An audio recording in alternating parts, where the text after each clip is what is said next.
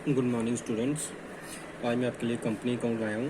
Partnership हमारा ख़त्म हो गया था लास्ट चैप्टर में। अगर आप लास्ट टॉपिक मेरा देखा होगा तो उसमें हमने पार्टनरशिप डिसोल्यूशन तक कंप्लीट कर लिया। अब मैं कंपनी अकाउंट की अगर बात करूँ तो ये हमारा चैप्टर नंबर 7 आता है। इसमें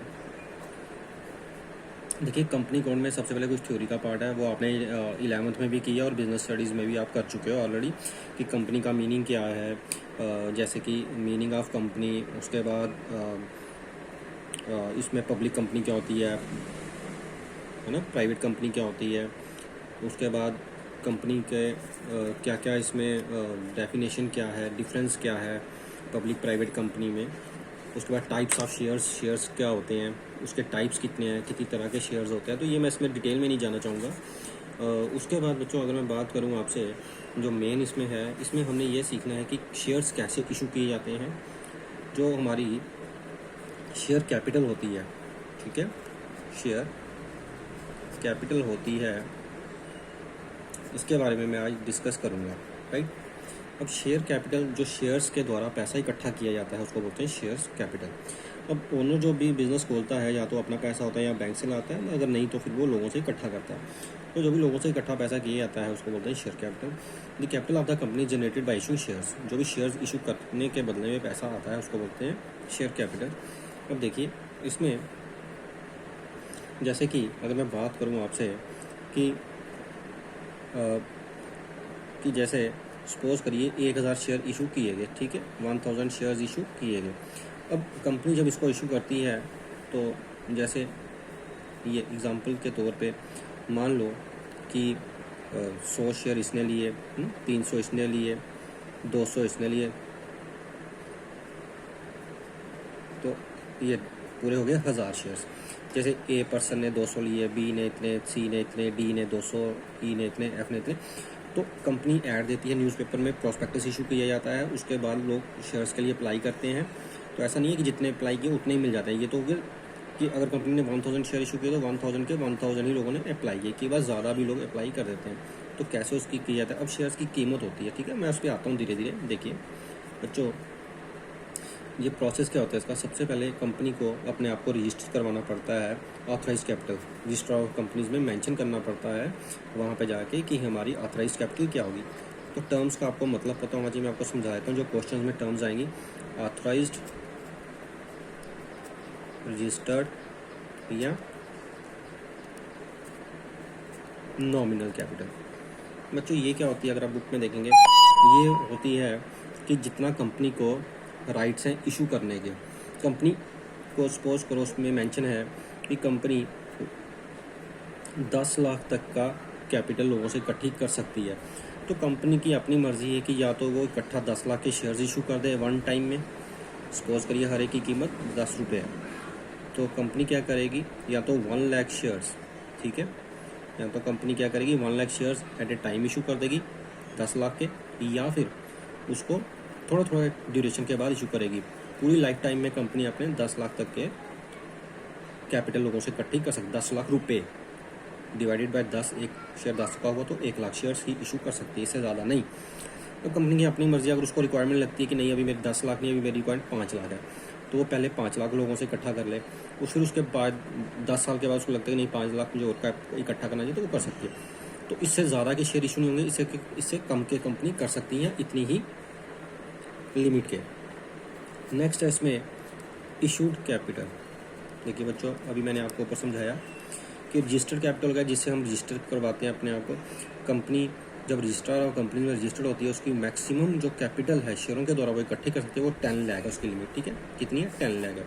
इशू का मतलब वही हो गया कि 10 लाख में से भी इसको रिक्वायरमेंट है 5 लाख की, ठीक है, तो वो 5 लाख रुपये लोगों से इकट्ठे कर सकती है अभी फ़िलहाल। कि इशू कितने के किए, अब उसकी मर्जी, चाहे तो वो पूरे के पूरे 10 लाख इशू कर दे या 5 लाख ही करे, वो उसकी अपनी है।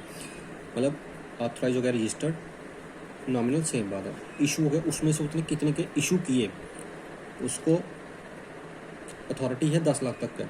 इशू को करते हैं 5 लाख से, 10 लाख भी कर सकती है, ठीक है। इशू के बाद आ गया सब्सक्राइब। बच्चों इसकी डिटेल में जो थ्योरी है वो आप बुक से लर्न कर लेना, मैं को समझा देता हूँ ताकि आपको ईजिली लर्न करने में आसान हो। सब्सक्राइब हो गया, लोगों ने कितने के लिए सब्सक्राइब किया, लोगों ने अप्लाई कितने के लिए किया, ठीक है, सब्सक्राइब। अब कई बार क्या होता है कि जैसे कंपनी ने ऐड दी न्यूज़पेपर में, उसकी रेपुटेशन अच्छी नहीं है, तो लोगों ने इसने सपोज करो 5 लाख रुपए तक के शेयर इशू किए, लोगों ने जो सब्सक्राइब किए, अप्लाई किए, वो किए 4 लाख।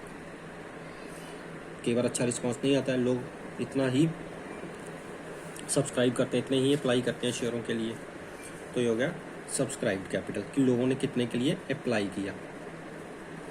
कई बार लोग 5 लाख के लिए 5 लाख ही अप्लाई करते हैं। कई बार कंपनी की कंडीशन इतनी अच्छी होती है, फर्म की मार्केट में वैल्यू इतनी अच्छी होती है, कंपनी की गुडविल इतनी अच्छी होती है कि लोग 5 लाख का 5 लाख ही अप्लाई कर देते हैं। कई बार ऐसा होता है कि कंपनी को इससे ज़्यादा की रिक्वेस्ट आ जाती है, तो वो भी केस आपको बाद में बताया जाएगा कि किस तरह से उसको भी किया जाता है। सब्सक्राइब हुआ, लोगों ने कितने के लिए अप्लाई किया। नेक्स्ट है इसमें 4th कॉल्ड अप कैपिटल। देखिए बच्चों, कॉल्ड अप कैपिटल क्या होता है कि सपोज करिए कंपनी ने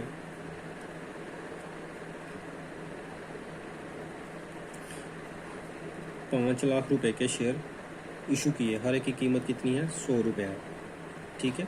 तो कितने शेयर इशू किए गए होंगे, 5000 शेयर इशू किए @100 ईच, 100 का हर एक है।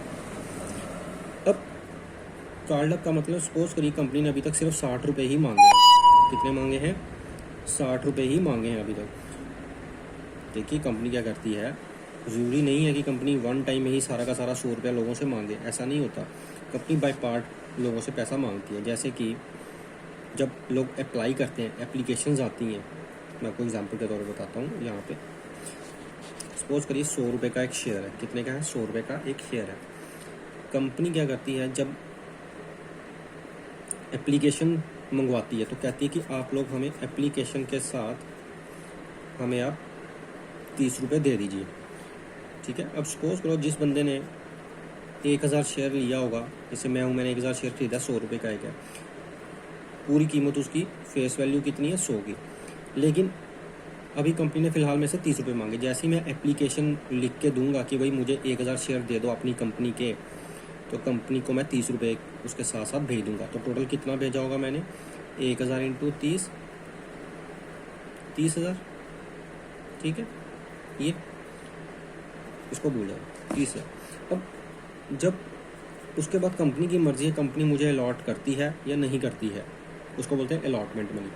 जब पैसा कंपनी एप्लीकेशन के साथ लेती है उसको बोलते हैं एप्लीकेशन मनी।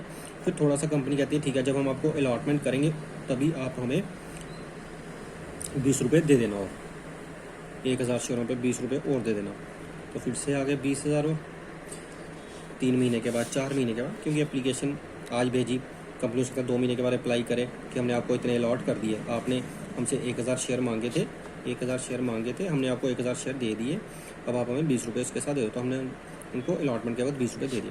फिर उसके बाद कंपनी क्या करती है, और 2-3 महीने के बाद कहती है हमें फर्स्ट कॉल या कॉल होता है कि जैसे उसके अलॉटमेंट के 2-3 महीने के बाद कंपनी और पैसा मांगती है, या तो एक ही कॉल में सारा का सारा रिमेनिंग कितना, 30 और 20, 50, पीछे कितने रह गए, 50 रह गए ना, कुछ 100 का था, या तो कंपनी पूरे 50 उसी वक्त मांग लेगी, या बोलेगी कि ठीक है अभी आप हमें 25 रुपये और दे दो। तो कितना हो गया, 25,000 और हो गया। लास्ट में कंपनी और जब साल ख़त्म होने लगता है तो बोलती कि भाई हमें अभी आप हमें फाइनल कॉल दे दो, सेकंड या फाइनल कॉल भी बोलते हैं इसको, ठीक है। दूसरी कॉल, या फर्स्ट या सेकंड या फाइनल, एक ही कॉल में सारा का सारा पैसा दे दीजिए। तो 25 रुपये बचे थे, तो तब कंपनी 25,000 रुपये और ले लेती है हमसे। तो अब अगर आप देखेंगे तो कंपनी ने क्या किया, जब एप्लीकेशन के लिए मैंने कंपनी को रिक्वेस्ट भेजी तो कंपनी को मैंने 30 रुपये साथ में भेज दिए, 1000 शेयरों का रुपये 30,000 कंपनी को मिल गए। उसका कंपनी ने मुझे कहा कि ठीक है हम आपको अलॉट करते हैं, हमारी तरफ से मंजूरी की, आपको हमने इशू अलॉटमेंट दे दी। तो फिर हम 20 रुपये और कंपनी हमसे मांगते हम दे देते हैं। फिर और थोड़ी देर के बाद फर्स्ट कॉल के पैसे मांगते हैं, और 2-3 महीने के बाद ऐसे। तो कंपनी इकट्ठा नहीं लेती पैसा, बाय पार्ट लेती है, थोड़ा करके 2-3 महीने के गैप के बाद, ताकि बर्सन पे भी बड़ा ना रहे और कंपनी की भी प्रोसेस ठीक से चलती रहे।